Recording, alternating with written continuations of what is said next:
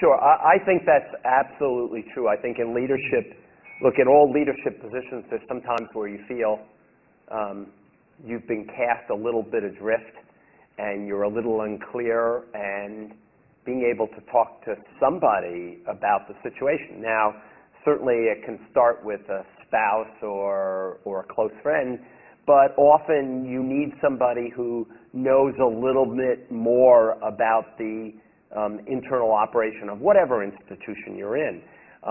So that, I have several people, both some of the former presidents of the institution.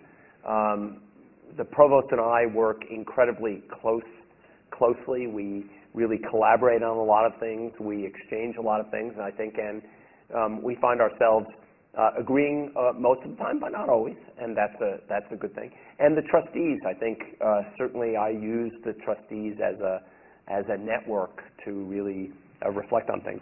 You know, it's interesting you asked this question, because last year I was at an alumni meeting that we had that brought in alumni volunteers from all across the United States. And we had one of our alums that had come from a PhD program in engineering. And she was off teaching at a very different institution. She was a Latina. And she lamented the fact that she didn't have the kind of support network she had found at Stanford. And that she had found it extremely difficult to be both a woman and a person of color at an institution that had mostly males and mostly white males. And how difficult she was finding, because she didn't have exactly that support network. She didn't have anybody she could talk to in the setting that understood that particular institution. And I think that really drove home the importance of that, and the difficulty that some people may have in some situations in finding that. And I think we've seen that time and time again. I know in my own field in computer science, one of the things that developed now probably 20, 25 years ago was a network of women who were in faculty and research lab positions who would mentor other young women in the field at a time when there still aren't very many women in computer science, but would help them think about career choices and opportunities. I think it's very important and a critical issue for success in many situations.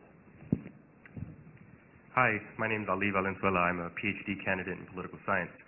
Thanks for being with us this afternoon. I was wondering if you could talk a little bit more about creating, or the strategies that have been useful for you in creating this sense of shared responsibility that you talked about at all levels of leadership that you've experienced, especially given the very independent personalities and some of the objectives, I think, individual objectives that people have in a setting like this. Yeah, I think you know, it's probably somewhat easier to do within a research group when you start and people are working and graduate students do have very close relationships often with their immediate colleagues. So I've often found, you know, I used to tell my own graduate students, you should ask somebody else in the group to read that draft of your thesis chapter before you give it to me. Because you'll get some immediate feedback from them, and then my feedback will be even more useful because it can focus on the issues that perhaps are not as easily or caught on first reading by one of your colleagues. And they used to do all their for orals exams. They used to get together and rehearse for one another so that they would really be prepped. And I said, you know, you have to be really tough on one another, because otherwise some faculty member is going to be tough on you. And remember that when there's a PhD oral, I said, you're not the only person being examined. The quality of my advising is being examined at the same time. So we're both on probation at that moment, and we both want to do well. But I think as you do that, when we hire people into leadership positions in the university, I remind them that their job is certainly to lead their department or lead their school or lead their unit in the university. But at the same time, they're a member of the university leadership, and they are expected to contribute to the health and the vitality of the whole organization. And that is a key factor in thinking about that. Someone who just wants to say, well, I want to go off and run my own school and not think about its contribution or its role in the university, at least while I'm president, we wouldn't hire that individual. And I think that's had an interesting impact. as we've tried to develop some of these new cross-school initiatives, the willingness of the deans to do that and to support that activity has been much better than it would have been if we hired people who thought they were running independent city-states that owed no allegiance or support to the central organization. So I think it's important, people selection. I think the most important thing that you do when you lead a larger organization is you pick the people to help lead the rest of the organization, because it's certainly not one person who does it all. Hi, my name is John. I'm a master's student in computer science. I was wondering what your thoughts are on, if you're passionate about making a difference in a particular area, how do you find opportunities to lead and make that difference? And how do you earn people's trust to gain the right to lead? Yeah, it's a good question. I think, you know, I've always been, in computer science, it's a discipline where opportunities are created constantly by technology shifts. And so most of my research and my activities has been driven by that observation that when there's a shift in the underlying technology, there's an opportunity, at least, there's the possibility that something radically new can be done. And even my own work on risk really came about from the fact that there was a shift in computer technology into the integrated circuits and the microprocessor becoming dominating old style, the way computers used to be designed before you were all born. So that was a key observation. We didn't know when we started our research project, we didn't know what the key concepts on which the risk technology was built, what those concepts would be. We just suspected that because of this technology shift, there would be an opportunity. So I think I've used that kind of insight again and again. I mean, when we put together the bioengineering stuff, it was really based on the insight that the biological sciences were progressing at an enormous rate.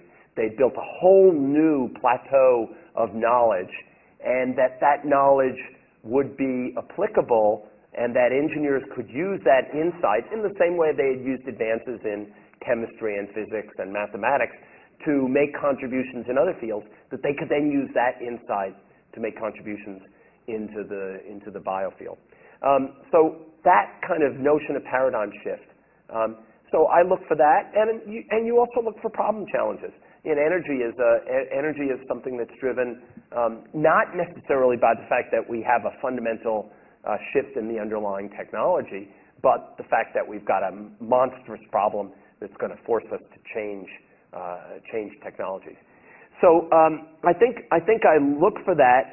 Then building up, how do you build up some consensus or drive behind it? I think you then begin to pick people who are willing to bet on it, who are willing to make the change, and that often starts with younger people. Younger people are often willing to take that chance and help build consensus and help drive. Of course, there is an element of trust. Once I'd started one company, it was much easier to help get another company started, help put together a team. Some of it was what you had learned, but some of it was a sense that you had some knowledge that had been gained in that process as well. So once one has made some contributions and been successful, then people are a lot more willing to let you take on other responsibilities. Hi, my name is Bill Carazella. I'm a master's student in the School of Education. Early on, you talked about struggling in your days financially, or not struggling, but just worried about finances in your PhD study days, and then you've also talked about public service. What advice do you provide for students now getting out, and a lot of times a lot more debt these days than in days past? What advice do you give to students that are weighing those kinds of decisions? Yeah. I think it is one of the, you're alluding to, I think, what is one of the hardest problems when we think about people going into careers in education, for example, in K-12 education, or going to careers in government where they're making enormous financial sacrifices in order to do that. I think it's very challenging.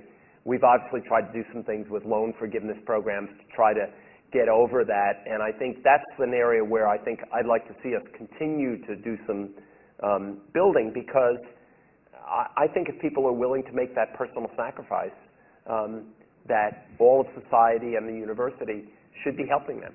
It's something that, one of the things I found amazing is that our alumni believe that.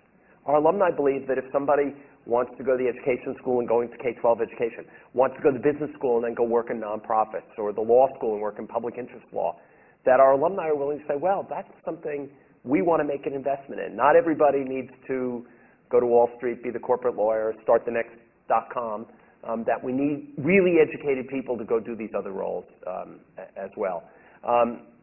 I think we do need to think as a country about what kind of people we want to attract into these roles. I remember a meeting I was at with some leaders from the Carnegie Foundation, and we were talking about K-12 teachers. And I said, well, I think the university can attract better people, more talented people, more committed people into the role of being a K-12 teacher. But I think what society has to decide is that it's willing to let those people have a reasonable life after they make that kind of commitment. And that is still a challenge I think we're going to have to continue to work on. In the middle here. Hi, my name is Lee Moore, and I'm an applied physics PhD student. As a leader outside of your institution, you're representing it. So have there ever been times when you've had to act differently because you're representing Stanford, or has this affected your life outside of your job? Sure. I think one of the things you find out when you lead an institution is that you can't just take off your jacket and pretend you're a regular person again. It doesn't work that way.